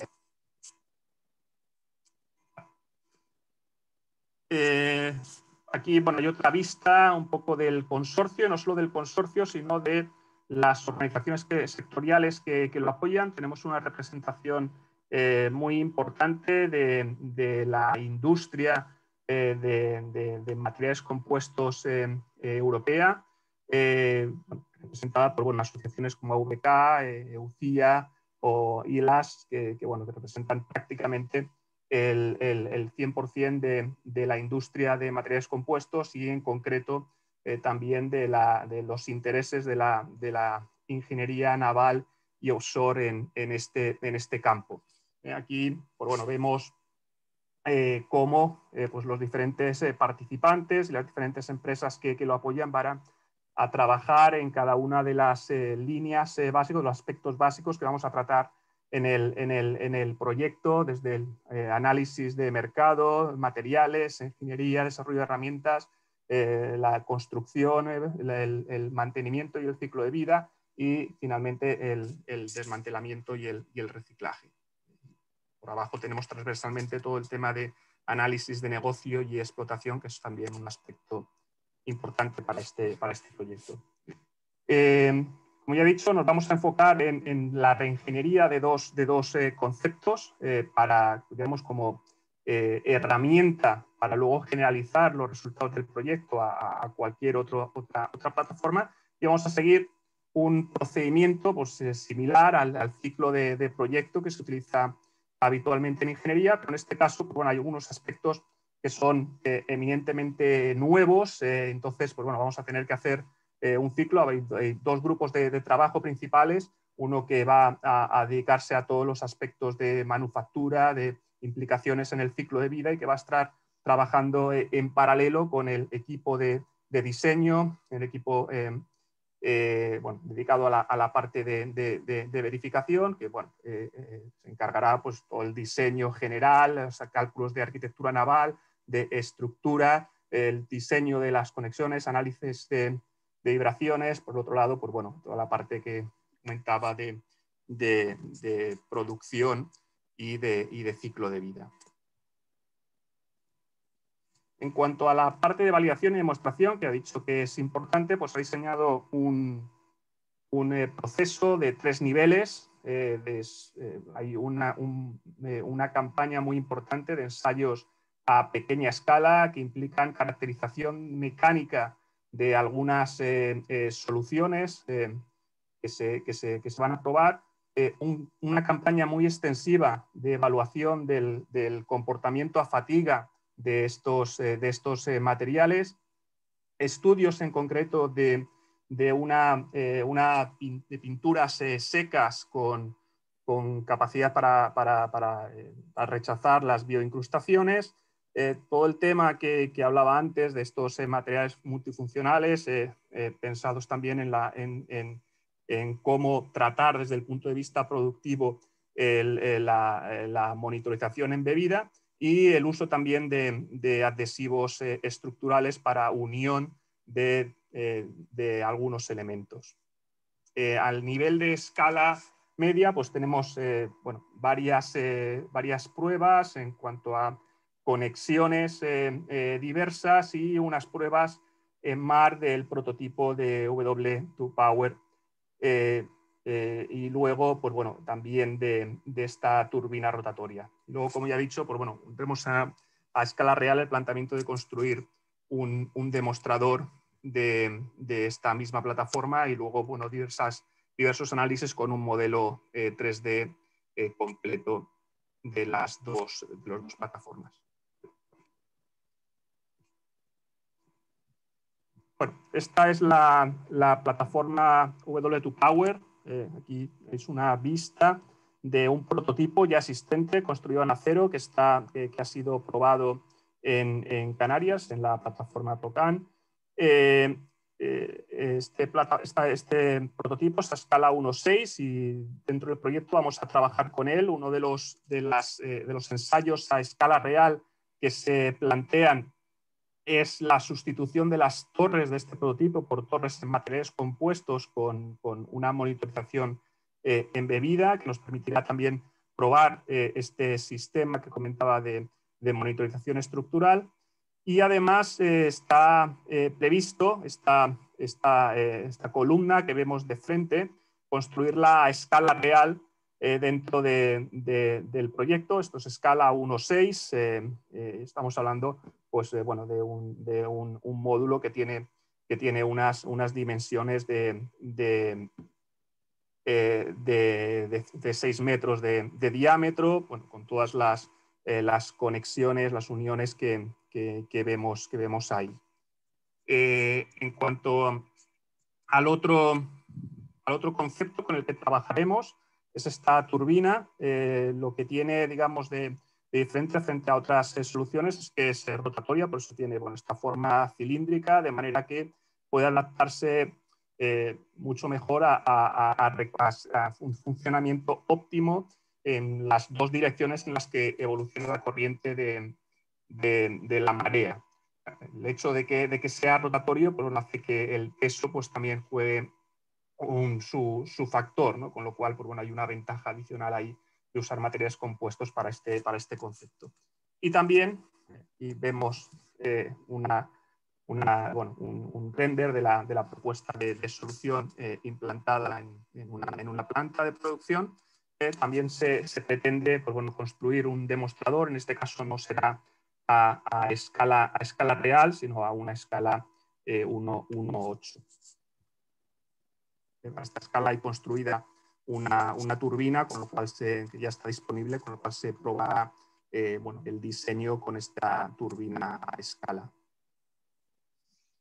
En cuanto a, digamos, a qué esperamos mejorar o queremos obtener con estos nuevos diseños, pues aquí hay un resumen de los aspectos en los que el uso con las tecnologías que se desarrollen en el proyecto impactarán en la reducción del coste de producción de energía. A nivel de CAPEX, pues tendremos habrá una reducción en la parte de ingeniería, de desarrollo y de tiempos de pruebas, con todo el conocimiento que se ha adquirido. Evidentemente, una reducción del peso de la estructura y de los componentes, el diseño y todos los procesos de construcción, que seguirá una estrategia modular, pues al final conseguiremos optimizarlos. En muchos aspectos, muchos de los componentes que se utilizarán para la construcción estarán preparados para una producción automatizada y más seriada. En cuanto a los costes operativos, pues esperamos un incremento en la fiabilidad la vida fatiga, esto bueno, es natural del uso de los materiales compuestos, el aspecto de inmunidad a corrosión que ya he mencionado, el tema del efecto con las incrustaciones marinas, el tema del mantenimiento predictivo gracias a todo al sistema de monitoración estructural, aspectos de reducción de riesgos debido al conocimiento que generaremos, el utilizar guías desarrolladas ya por entidades de certificación, pues es esperable que acelere todo el proceso de certificación. Y luego, pues bueno, hay aspectos ya repetidos en cuanto a la vida útil por los efectos de incremento de la vida fatiga, de la inmunidad a corrosión y del mantenimiento. Pero también esperamos lograr mejorar la estabilidad de las plataformas y de manera pareja, en el caso de la plataforma flotante de generación eólica, también el comportamiento en la mar y el tiempo de parada. Bueno, comentaba antes que bueno, digamos, había un antecedente previo, que es este proyecto que iba a presentar el año pasado y que se ha acabado. Es un proyecto Fiberships, el proyecto con el que comenzamos hace más de 4 años, en el que pues lo que planteábamos es también la construcción de grandes estructuras marinas y materiales compuestos, en este caso barcos. Hay muchos barcos, la mayoría de los barcos, o gran parte de los barcos de pequeñas loras, hacen materiales compuestos, pero a partir de 50 metros pues, prácticamente no existen, salvo algunas aplicaciones militares. Bueno, hay varias razones para esto.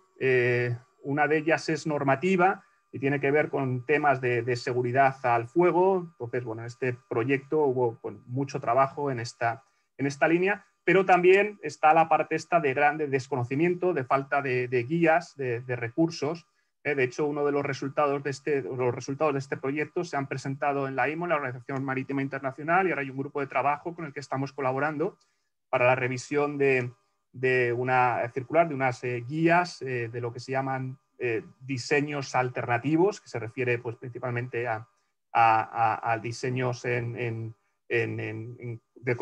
construcciones que no son de acero, en los que se quieren pues, bueno, aplicar o queremos que se tengan en consideración muchas de las conclusiones que sacaron de este proyecto. Aquí estáis viendo, espero que se vea bien, un vídeo de la construcción de uno de los demostradores que se hizo en este proyecto, en este caso un módulo de un barco. Realmente el módulo se seccionó en dos para hacer una prueba de la unión de dos bloques. Hay mucho proceso manual que veis aquí, que pues, bueno, por las limitaciones que hay ahora mismo en los astilleros, pues no se ha podido automatizar, pero bueno, evidentemente lo que se quería es aquí demostrar que esto es posible construirlo. Bueno, aquí finalmente hay un interés en lanzar esta tecnología, pues muchos de estos procesos se podrán automatizar, ¿no? Aquí, bueno, veis dos partes del casco de este módulo sobre el que se están construyendo, están montando los diferentes refuerzos. En este caso estamos viendo las varengas del doble fondo, las cuadernas, como se están colocando. Muchos de los refuerzos que se utilizaron eran refuerzos industriales, no construidos en el astillero. Se trató de utilizar elementos industriales todo lo posible. Esta es la segunda parte del módulo que se hizo y que ahora pues, veréis cómo se une al anterior.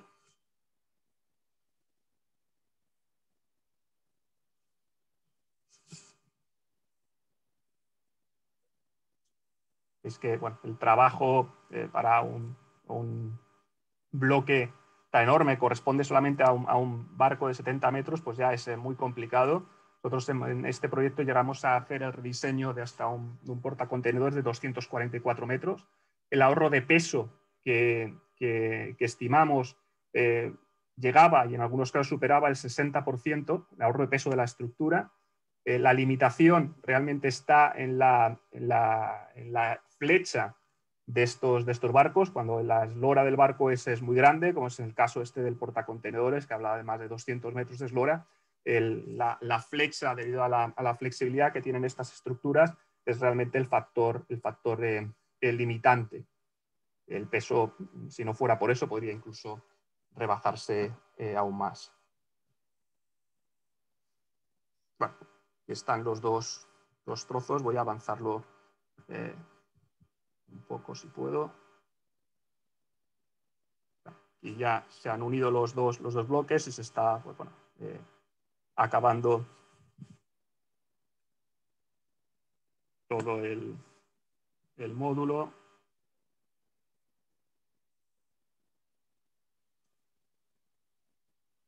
Y bueno,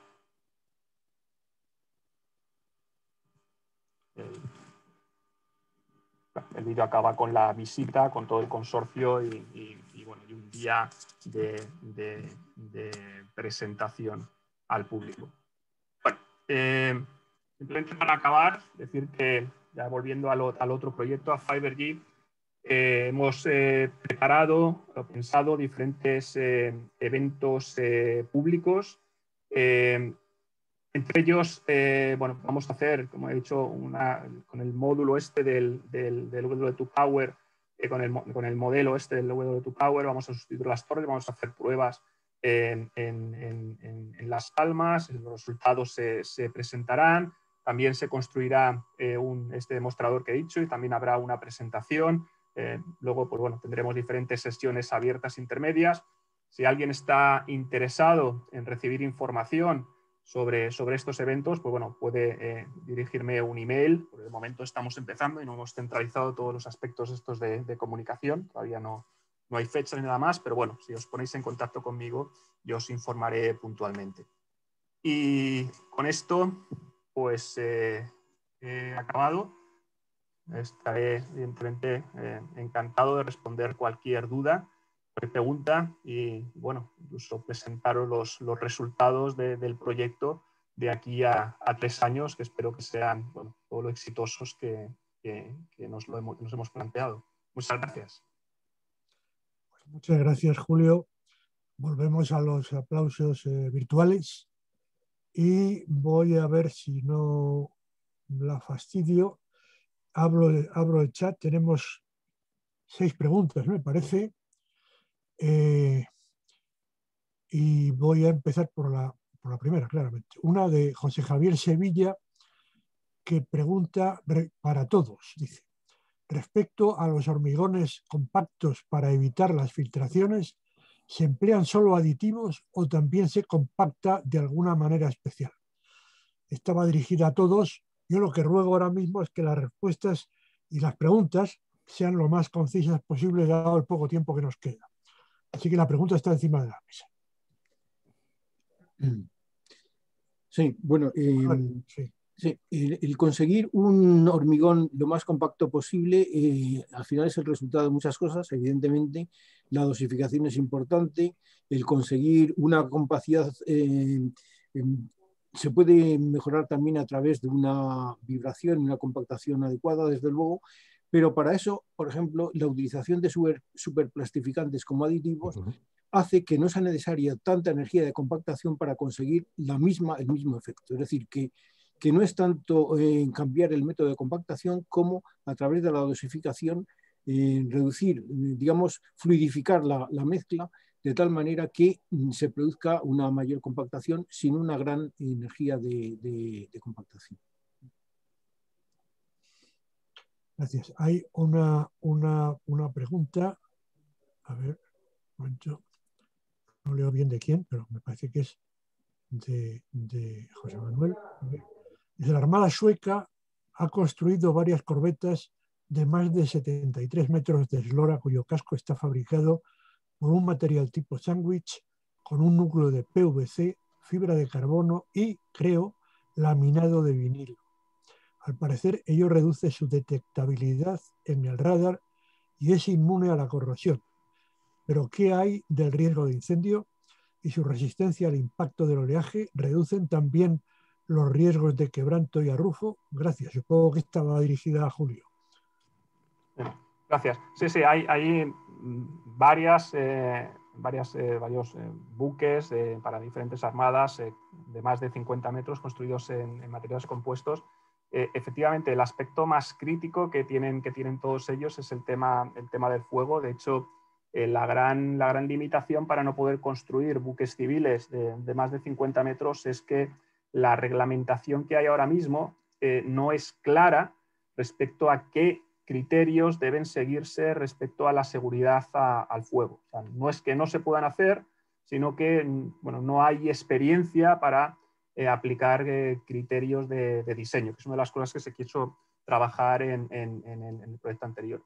Respecto a la resistencia al fuego, realmente es algo que es completamente salvable. O sea, digamos, los criterios, digamos, que por ejemplo hay en el código de buques rápidos que hablan de resistencias de 60 minutos ante un fuego, estos se pueden cumplir tranquilamente con aislantes que existen ahora en el mercado.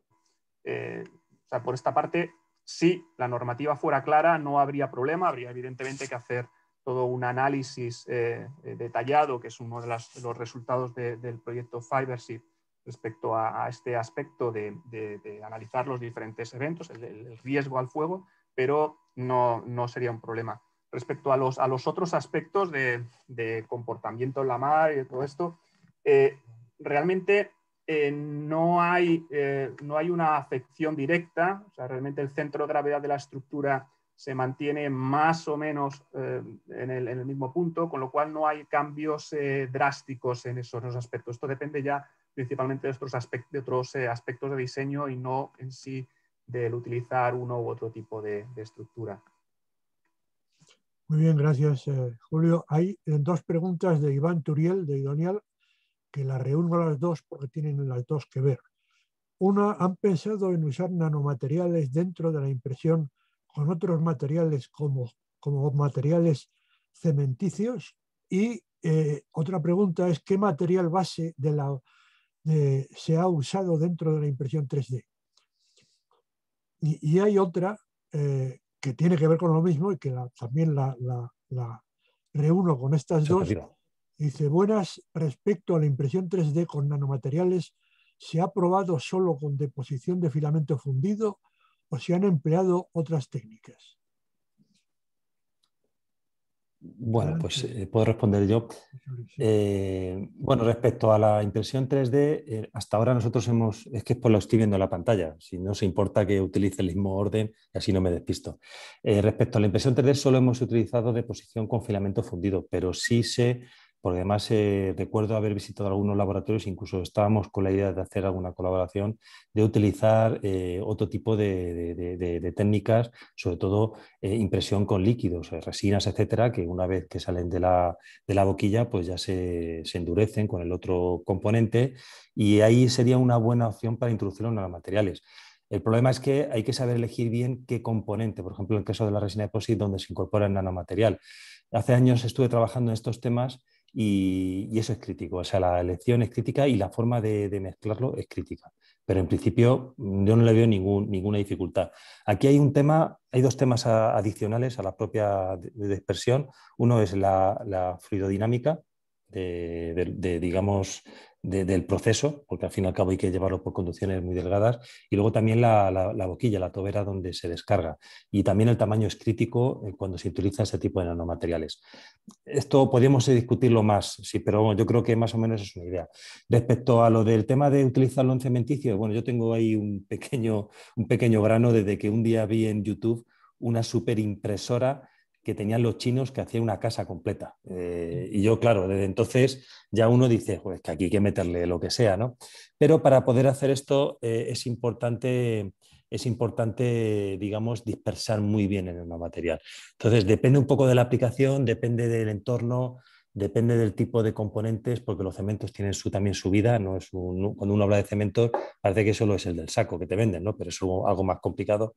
Hay que ver exactamente cuál es la mejor manera de dispersar y dónde se dispersa, porque en función de que haya agua, en función de que haya algún tipo de aditivo, bueno, se puede hacer, ¿eh? O sea, no es complicado, es más, una de las cuestiones que tratamos en el proyecto europeo que coordiné, precisamente era cómo dispersar estos nanomateriales dentro de elementos constructivos o preelementos antes de la construcción, y hay una problemática grande, pero se puede hacer. Yo no le veo ninguna dificultad, más que las pruebas vayan mejor o peor. Y luego, respecto al material base que es usado dentro de la impresión 3D, nosotros hemos, la filial que ha trabajado más en esto es la parte médica, con lo cual casi todos los materiales que se utilizan en prótesis y órtesis son las que realmente se han empleado. Pero bueno, en principio no veo ninguna dificultad en utilizarlo con otro tipo de materiales. Muchas gracias. Hay otra pregunta de Ana Veiga a todos. Hola, ¿el grafeno es también autorreparable? Bueno, si queréis contesto yo, que quizá por proximidad, pero bueno, no quiero tampoco capitalizar esto. Vamos a ver, el problema, el grafeno se ha descrito que es autorreparable, pero vamos a ver, aquí hay dos cuestiones importantes. Eso se ha hecho a una escala de laboratorio en condiciones difícilmente reproducibles a escala real. Volvemos un poco a lo que es la teoría. Y luego otra cuestión importante, todo el mundo piensa que el grafeno, uno puede construir una lámina de grafeno pues como la mesa en la que tengo apoyado el ordenador. Y la verdad es que el grafeno realmente actual son flakes, son como los copos de la avena. Es decir, tienen un tamaño que no sería, si pensamos en un cuadrado, el espesor es el de un átomo, 2 átomos, 3 átomos, dependiendo de las capas que tenga el grafeno, pero digamos, lo que es la superficie no es mayor de 15 por 15 micras. Cuidado, micras, 0,015 milímetros. Y cuando hablamos de grafeno hablamos de agrupación de flakes, de 0,015 por 0,015 milímetros. Es decir, que es muy difícil que se pueda romper. Ya de por sí ya tiene una resistencia mecánica muy alta. Entiendo que las fracturas son de mayor calado. Entonces, lo normal es que eso no ocurra. Entonces, lo importante es que esté bien disperso y que interaccione muy bien con el medio. Y la química aquí, también la composición, es súper importante. Es decir, aunque el grafeno sea lo mejor en términos físicos, pero a veces, o sea, carbono puro, a veces tener unos oxígenos por medio ayuda muchísimo a que el polímero se asiente con el grafeno y haga que la estructura final sea mucho más resistente que si tiene un material que en teoría es mucho más duro. Es decir, aquí hay que combinar muchos aspectos y hay que jugar con muchos efectos. Y la realidad es que todo lo que hemos probado y todo lo que yo vi previamente en el laboratorio, en la universidad, a mí me lleva a la conclusión, y lo digo sinceramente, que no hay una regla general. Cuando hay que empezar un proyecto hay que un poco liberarse de cualquier tipo de prejuicio y conocimiento, aunque los generales hay que mantenerlos, porque luego la realidad sorprende de una manera absolutamente bárbara y a veces no con lógica, porque muchas veces las interpretaciones las hacemos cuando ya hemos hecho la aplicación. Oye, yo tenía esta idea, pero cuando veo la aplicación, ha pasado esto, ¿y por qué pasa esto? Y vuelves hacia atrás, entonces ya sí que te explicas. Pero a priori no es fácil el decir, bueno, parto de esto y sé que voy a llegar a eso. Yo digo que la realidad supera la ficción, pero en un grado bastante alto. Muchas gracias, José Luis. Estamos Gracias, llegando vosotros. a las 8:30, que es hora de terminar.